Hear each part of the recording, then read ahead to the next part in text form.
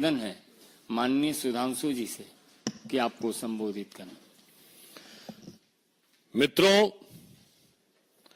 भ्रष्टाचार जिसकी सहज और स्वाभाविक प्रवृत्ति है, उस कांग्रेस पार्टी के अध्यक्ष पद से अब वो जमीन खिसकती नजर आ रही है। कांग्रेस अध्यक्ष श्री मल्लिकार्जुन खड़गे जी ने गंभीर रूप से उनके ट्रस्ट और उनके परिवार के द्वारा संचालित ट्रस्ट पर आक्षेप लगने के बाद आवंटित भूमि को लौटाने का जो निर्णय लिया है, ये इससे पूर्व कर्नाटक के मुख्यमंत्री श्री सिद्धारमैया जी ने यही किया था। यह स्पष्ट रूप से यह प्रमाणित करता है और यह एक प्रकार से स्वीकारोक्ति है कि सत्ता का दुरुपयोग करके भूमि को हड़पने का कार्य कर्नाटक में कांग्रेस में सर्वोच्च स्तर पर हो रहा था। इतना ही नहीं है, मुख्यमंत्री पहले इसमें संलिप्त रह चुके हैं। 2015 में उप मुख्यमंत्री डीके शिवकुमार जी की ऊपर लैंड ग्रैब का केस लग चुका है, जो कि बंगलौर डेवलपमेंट अथॉरिटी के द्वारा 1986 में आवंटित भूमि के समय से चल रहा था। उसके आधार पर था मूडा स्कैम, जो मैसूर अर्बन डेवलपमेंट अथॉरिटी का स्कैम, जिसमें चीफ मिनिस्टर साहब उनके इन्वॉल्व थे। फिर Karnataka industrial ADB land grab, जिसमें कि खड़गे जी की फैमिली के लोग इन्वॉल्व थे। और इतना ही नहीं है, इससे पूर्व कांग्रेस के मुख्यमंत्री रहे कमलनाथ जी का नाम आ चुका है। तो राजस्थान में मुख्यमंत्री रहे अशोक गहलोत जी का नाम बीकानेर के लैंड स्कैम में आ चुका है। तो भूपेश बघेल जी के पास आ चुका है। अर्थात मुख्यमंत्री हो, उप मुख्यमंत्री हो अथवा राष्ट्रीय अध्यक्ष हो। और फिर इतना ही नहीं, आप सबको याद होगा वो नेशनल हेराल्ड केस, जिसमें सोनिया गांधी जी और राहुल गांधी जी के ऊपर आक्षेप है। और यह भी याद करिएगा कि वो केस हमारे जमाने में नहीं शुरू हुआ। अक्टूबर 2013 में दिल्ली हाई कोर्ट के निर्देश पर वो केस दर्ज किया गया था। इससे बहुत साफ हो जाता है कि कांग्रेस में सारा शीर्ष नेतृत्व, किसी भी राज्य का मुख्यमंत्री हो, कोई भी उप मुख्यमंत्री हो, उनके पूर्व राष्ट्रीय अध्यक्ष हो, वर्तमान राष्ट्रीय अध्यक्ष हो, और चिरयुवा नेता हो या बुजुर्ग नेता हो, सब एक दृष्टि में समान है कि गरीब की भूमि कैसे हड़पनी है। सब भ्रष्टाचार में, भूमि हड़पने के आंदोलन में बहुत समान रूप से संलिप्त हैं। कभी कभी मुझे लगता है कि एक वो कांग्रेस पार्टी थी जो महात्मा गांधी के आदर्शों से प्रेरित थी और आचार्य विनोबा भावे जी ने भूदान आंदोलन चलाया था। आज राहुल गांधी जी और सोनिया गांधी जी के विचारों से प्रेरित एक कांग्रेस पार्टी है जो भू हड़प आंदोलन चला रही है। तो यह कांग्रेस का नैतिक पतन है, भूदान से लेके भू हड़प तक। और इतना ही नहीं, आपको ध्यान हो, सर्वोच्च स्तर तक, मतलब आज वहां चीफ मिनिस्टर और राष्ट्रीय अध्यक्ष अगर इन्वॉल्व है, आप कल्पना करिए कि किसी दूसरी पार्टी के या हमारी पार्टी के किसी इस स्तर के नेता पे आरोप लग गया होता तो उसके बाद किस ढंग का वितंडावाद मचाया गया होता। और आज जिस प्रकार की चुप्पी कांग्रेस पार्टी ने और इंडी गठबंधन के सारे दलों ने साध रखी है, उसके ऊपर हमारा उनसे सीधा सवाल है। और यह साफ दर्शाता है कि जनता की गाढ़ी कमाई से बनी हुई सरकारी संपत्तियों को हड़पने में ये सब एक दूसरे से मिले हुए हैं और सब एक दूसरे को मौन समर्थन दे रहे हैं। नेशनल हेराल्ड केस में आप सबको याद होगा, कभी आपने सुना है कि कोई ऐसी कंपनी जिसमें सैकड़ों करोड़ की, मतलब 2000 से लेकर 3000 करोड़ तक की संपत्ति हो और वो 90 करोड़ की देनदारी में बिक जाए? और वो भी जबकि 3 अखबार उसके थे। आप सब पत्रकार हैं, मैं कहना चाहता हूं 3 अखबार, नेशनल हेराल्ड, हिंदी में नवजीवन और उर्दू में कौमी आवाज। 10 साल इनकी सरकार रही, ज्यादा नहीं, केवल 1-1 करोड़ का विज्ञापन देते रहते तीनों अखबारों को, तो 10 साल में कर्जा उतर जाता 90 करोड़ का। राजीव गांधी फाउंडेशन को 150 करोड़ मिल सकते थे, मगर इनके अनुसार स्वतंत्रता आंदोलन का संचालन करने वाले नेशनल हेराल्ड की सोसाइटी को सरकारी विज्ञापन और सरकारी अनुदान नहीं मिल सकता था, वो 90 करोड़ में बिकना था। तो जो प्रवृत्ति राहुल जी और सोनिया जी में दिख रही थी, वही मल्लिकार्जुन खड़गे जी में दिख रही है, वही सिद्धारमैया जी में दिख रही है, वही डीके शिव कुमार जी में दिख रही है। और इस विषय के ऊपर हमारे कर्नाटक की तरफ से भी ये विषय कई बार उठाया गया और ये मामला इतना आसान नहीं है। हमारे मेंबर ऑफ पार्लियामेंट लहर सिंह सुरैया जी ने इस विषय को टेकअप भी किया हुआ है और वहां पर सीएजी ने जो अपनी रिपोर्ट में पॉइंट आउट किया 2017 से, उसमें लिखा है to ask the committee to fix the responsibility for violating the guidelines of the court order and suggest the appropriate course of action against the defaulting officials for the deletion of the land under category A. इसका अर्थ क्या हुआ कि यदि आज Congress party के नेता सिद्धारमैया जी हों या खड़गे जी हों, वो जमीन वापस कर रहे हैं तो कोई जमीर नहीं जागा है जो जमीन वापस कर रहे हैं। अदालत की कार्रवाई से में होने वाली जलालत से बचने के लिए वो जमीन वापस कर रहे हैं। और मैं राहुल गांधी जी से पूछना चाहता हूं कि आप तो कहते थे कि आपकी मोहब्बत की दुकान है, ऐसा प्रतीत होता है कि ये मोहब्बत की दुकान तो किसी भूमाफिया प्रॉपर्टी डीलर की दुकान नजर आ रही है, जहां दूसरों की प्रॉपर्टी हड़पी जाती है, जनता की प्रॉपर्टी हड़पी जाती है और उसके बाद उसको अपने चहेते लोगों को अनुदान दे दिया जाता है। तो मेरा राहुल गांधी जी से साफ सवाल है कि आपकी मोहब्बत की दुकान ये इलीगल प्रॉपर्टी डीलर की दुकान में कैसे तब्दील हो गई मेरे भाई? अभी तक तो उसमें नफरती सामान मिलते थे, जहर बुझे सामान मिलते थे, अब ये इलीगल प्रॉपर्टी की दुकान भी हो गई। इसलिए हमारा साफ मानना है कि कांग्रेस पार्टी आकंठ भ्रष्टाचार में डूबी है और जमीनों के घोटाले में कुछ ऐसी कांग्रेस को जमीन से लगाव है कि जहां जहां सत्ता में आती है, हरियाणा हो, राजस्थान हो, छत्तीसगढ़ हो, कर्नाटक हो, जमीन के साथ इनका विवाद जरूर जुड़ जाता है। और जिस स्तर तक इनके सभी नेता इसमें आरोपित हैं, तो कोई ये नहीं कह सकता कि ये कोई आइसोलेटेड सिंगल केस है, जिसे एक कहते हैं ना कि एक हो तो समझाइए आके कुपही में यहां भांग पड़ी है। यानी एक कोई हो तो समझाइए, यहां ऐसा लगता कुएं में भांग पड़ी है, या ये 99 के नशे में बहुत मदहोशी थी ना कांग्रेस की, तो ऐसा लगता है कि जमीन को देखकर तो उनको ऐसा लगता है कि जिसको देखो वही आज मदहोश है, आज तो मैं दीवाना गजब ढा गया। तो जब से वो दीवाना बने हैं जो जोश के साथ 99 के खुमार के साथ, तब से वो गजब ढा रहे हैं और जनता पे कितना गजब और कहर ढाया जा रहा है वो हमारा साफ है। इसलिए हम कांग्रेस से सवाल कहना चाहते हैं कि आप बताइए कि नैतिकता के आधार पे जिन लोगों ने जमीन वापस कर दी, क्या उन्हें इस्तीफा नहीं देना चाहिए? जब आपने स्वीकार कर लिया कि यह जमीन गलत आवंटित थी और वह भी सीएजी की रिपोर्ट और कई कोर्ट की प्रक्रियाओं के शुरू होने के बाद, राज्यपाल के द्वारा परमिशन मिलने के बाद, तो कांग्रेस अध्यक्ष, कांग्रेस के मुख्यमंत्री और राहुल जी और सोनिया जी से मैं पूछना चाहता हूं कि सिर्फ जमीन वापस करने से काम नहीं चलेगा। ये बताइए कि अगर जमीन वापसी की है तो क्या नैतिक आधार पर आपको इस्तीफा नहीं देना चाहिए? धन्यवाद। प्रज्ञा,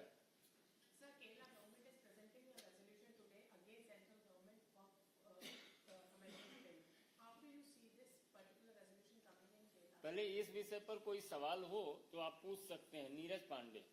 सर, क्या भारतीय जनता पार्टी इस मुद्दे को सड़क पर भी ले जाए, क्योंकि वो उन्होंने तो हाथ खड़े कर दिए कि हमने जमीन वापस कर दी है, कोई मामला ही नहीं बनता।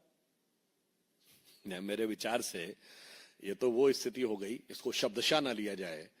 यदि किसी ने किसी की कोई चीज चुरा ली हो और एफआईआर दर्ज हो जाए, वो कहे मैंने वापस कर दी, तो मामला नहीं बनता है। मुझे लगता है अगर कोई इस प्रकार के तर्क देता है तो इसका मतलब श्री राहुल गांधी जी को जो एक संज्ञा दी गई थी, जो अब वो प्रयोग नहीं की जाती है, वो जनता को वो समझने की गलतफहमी न रखे। आप वो हो सकते हैं वो शब्द, मगर जनता वो नहीं है कि आप इस ढंग के बचकाने तर्क देकर बचने का प्रयास करें। देवेंद्र पड़ा सर, एक मिनट सर, सुधांशु। और ये भी बताइए, हम उनसे पूछना चाहते हैं कि अगर उन्होंने मान लिया कि गलती हो गई तो एफआईआर कब करेंगे? कर्नाटक सरकार एफआईआर कब करेगी? बाकी तो हर चीजों के ऊपर बहुत तरीके से होती है।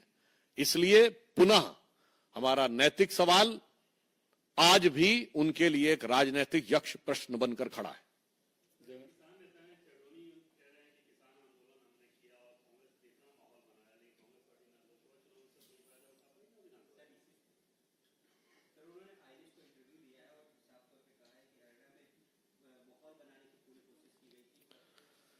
देखिए, ये जो चंदूनी जी का वक्तव्य आया है, इसने फिर कांग्रेस की जमीन के अंदर क्या छुपा हुआ था वो उजागर कर दिया है। स्पष्ट रूप से वो कह रहे हैं कि हमने कांग्रेस के पक्ष में किसान आंदोलन खड़ा करके माहौल बनाया और कांग्रेस उसका लाभ नहीं ले सकी। और वो कई वैसे शब्द प्रयोग कर रहे हैं भूपेंद्र हुड्डा जी के लिए, जिसको हम यहां पर नहीं रिपीट करना चाहेंगे। मगर एक बात बहुत साफ हो गई, अब कांग्रेस की कलई खुल गई। बहुत साफ हो गया कि जिस आंदोलन को वो सहज और स्वाभाविक आंदोलन कह रहे थे, वो कांग्रेस के द्वारा प्रायोजित और पोषित आंदोलन था। ये आज के चंदूनी जी के इस वक्तव्य से साफ हो गया। और राहुल गांधी जी के शब्दों में दूध का दूध, पानी का पानी हो गया। अब मुझे लगता है कांग्रेस को इसके बाद शर्म से पानी पानी हो जाना चाहिए। और एक बात मैं और कहना चाहता हूं, गंभीरता से सोचिए, ये पूरे मैं देश के करोड़ों लोगों को फूड फॉर थॉट के लिए कहना चाहता हूं, ये जितने आंदोलन खड़े होते हैं जो कहते हैं मैं गैर राजनीतिक आंदोलन हूं, सबका अंतिम लक्ष्य सत्ता होता है। केजरीवाल जी उसका उदाहरण थे, जिन्होंने कहा कि हम गैर राजनीतिक मुद्दे पे आगे बढ़े हैं और मौका पाते ही अपने अगल बगल वालों को किनारे करो, खट से जाके सत्ता की कुर्सी पे बैठ जाओ। और अगर देखा जाए तो पहलवानों के आंदोलन के साथ भी यही हुआ था, गैर राजनीतिक था, फिर कांग्रेस का समर्थन और फिर सीधे कांग्रेस के रिंग में ही जाकर उतर जाना। और आज चंदूनी जी का जो वक्तव्य है वो भी साफ यही दर्शाता है। तो देश की प्रबुद्ध जनता को आगे से समझना चाहिए कि ये गैर राजनीतिक आवरण के नाम पर जो आंदोलन खड़े किए जाते हैं, उनका एकमेव लक्ष्य सत्ता ही होता है, प्रत्यक्ष हो या परोक्ष हो। अब कांग्रेस पार्टी को इस पर सफाई देनी चाहिए जो उन्होंने जवाब दिया है। शैलेंद्र मिश्रा, डीडी।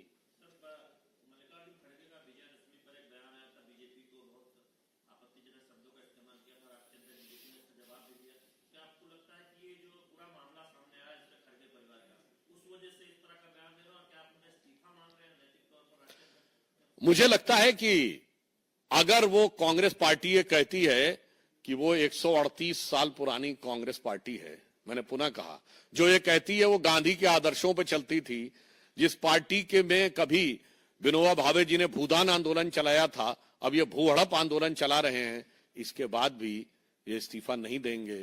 क्योंकि कारण क्या है, वो कांग्रेस कोई और थी, जो गांधी जी थे, जो देश के लिए कार्य करते थे, और यहां ये गांधी परिवार के लिए कार्य करते हैं। तो जमीन आसमान का अंतर है, समाज के लिए कार्य करना और परिवार के लिए कार्य करना। और ये तो वही है भाई, कोई नई बात थोड़ी है। किस किस का इस्तीफा लोगे? ये हरियाणा में असंध के विधायक प्रत्याशी शमशेर जी क्या बोले थे, सत्ता आएगी तो पहले अपना घर भरेंगे, फिर रिश्तेदारों का घर भरेंगे। तो जो सोच कांग्रेस के सर्वोच्च परिवार में थी कि उन्होंने कहा अपने दामाद जी का घर भरेंगे, तो वही अपने बेटे और दामाद जी के लिए खड़गे जी में है, तो वही सिद्धारमैया जी में है, तो वही उनके विधायक की भावना में। तभी मैंने कहा जिसको देखो वही आज मदहोश है। आमोद राय, TV 9।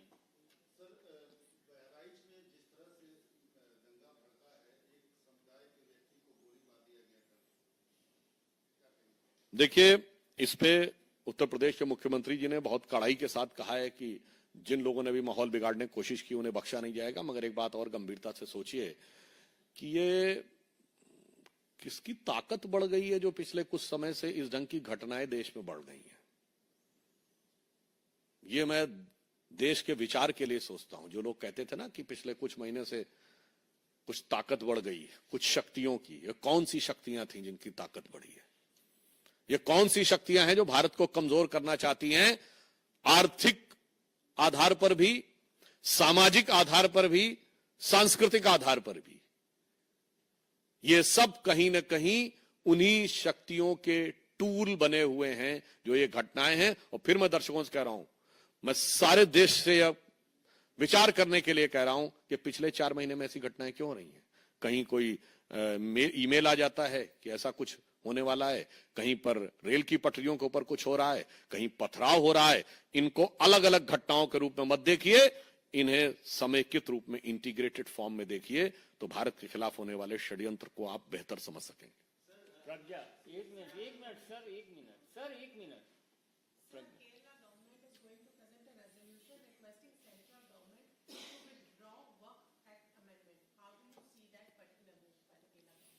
As per Constitution of India, no state government is having any authority to suggest or direct, forget about direct, even to suggest anything to the Parliament of India or the Government of India. If Kerala government is trying to do this type of thing, समझ लीजिए संविधान खतरे में है। I would like to remind, these are the same Indie alliance governments which have passed, their Vidhan Sabha assemblies have passed against CAA, which was a law passed by Parliament. No state assembly under Constitution is having any power to pass a law or proposal against the Parliament. Moreover, it was related to citizenship. As per Constitution, state has no role in citizenship. संविधान खतरे में है, तो जो कुछ केरला में कहने की बात हो रही है वो संविधान खतरे में है। And more over, Kerala, Tamil Nadu and particularly in Kerala government, Hindu temples are under government control and Waqf board has to be under total control of the society with due donation from the government also.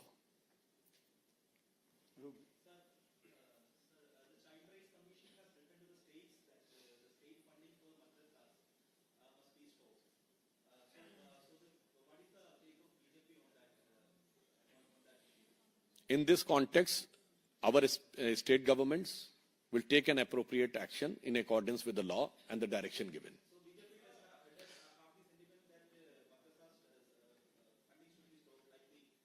देखिए, मदरसा में हम बहुत साफ कहते हैं कि जो legally established और प्रॉपर रजिस्टर्ड और लीगल फंक्शनिंग के अनुसार काम कर रहे हैं वो एक कैटेगरी है, और जो नियमानुसार काम नहीं कर रहे हैं वो दूसरी कैटेगरी। यहां समस्या क्या है, दूसरी कैटेगरी के लिए दिल ज्यादा धड़कता है, नियम वालों के लिए, नियम तोड़ने वालों के लिए ज्यादा धड़कता है। यतीन्द्र शर्मा, टीवी 18।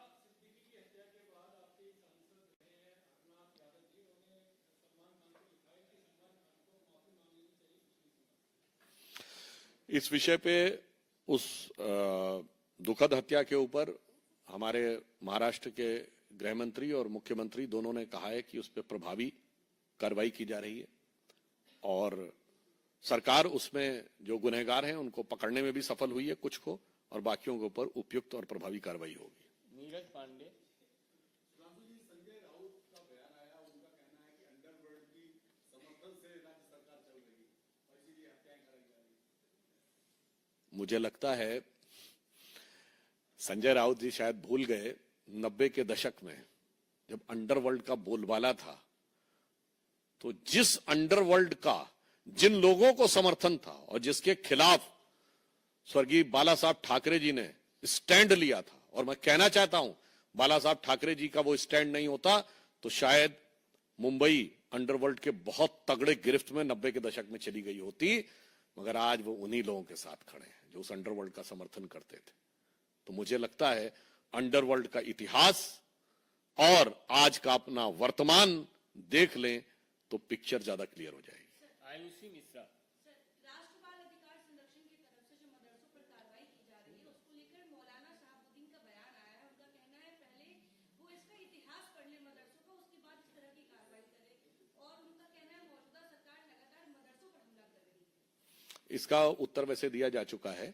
हम पुनः कह रहे हैं, 2 प्रकार के मदरसे हैं, एक जो नियमानुसार चल रहे हैं और नियम का पालन करते हुए चल रहे हैं, और अधिकांश ऐसे हो गए थे जो कि नियमानुसार नहीं चल रहे थे अनेक राज्यों में, तो हमने केवल उसके ऊपर कार्रवाई की है, किसी भी प्रकार का कोई वो नहीं। और बाकी जो आयोग ने कहा है उसके